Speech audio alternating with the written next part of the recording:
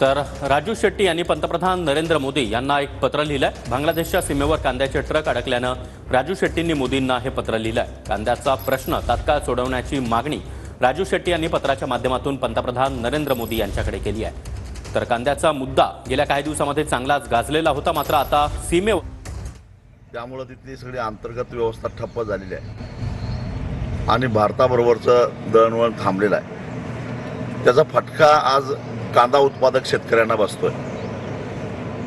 कांदा घेऊन जाणारे ट्रक सीमेवर थांबलेले आहेत, तेव्हा केंद्र सरकारनं हस्तक्षेप करून आता जे काही काळजीवाहू सरकार बांगलादेशमध्ये आहे त्यांच्याशी चर्चा करून हा भारतीय शेतकऱ्यांचा आणि विशेषतः नाशिकच्या शेतकऱ्यांचा जो कांदा बांगलादेशमध्ये जातो तो रस्त्यात थांबलेला आहे तो सुरळीत जावा यासाठी प्रयत्न करावा अशी मी शासनाला विनंती करतो। आजच मी पंतप्रधानांना त्या संदर्भातलं एक पत्रही लिहिलेलं आहे आणि शासनानं तातडीनं हस्तक्षेप करून हा कांद्याचा प्रश्न सोडवावा अशी आमची शेतकऱ्यांची इच्छा आहे।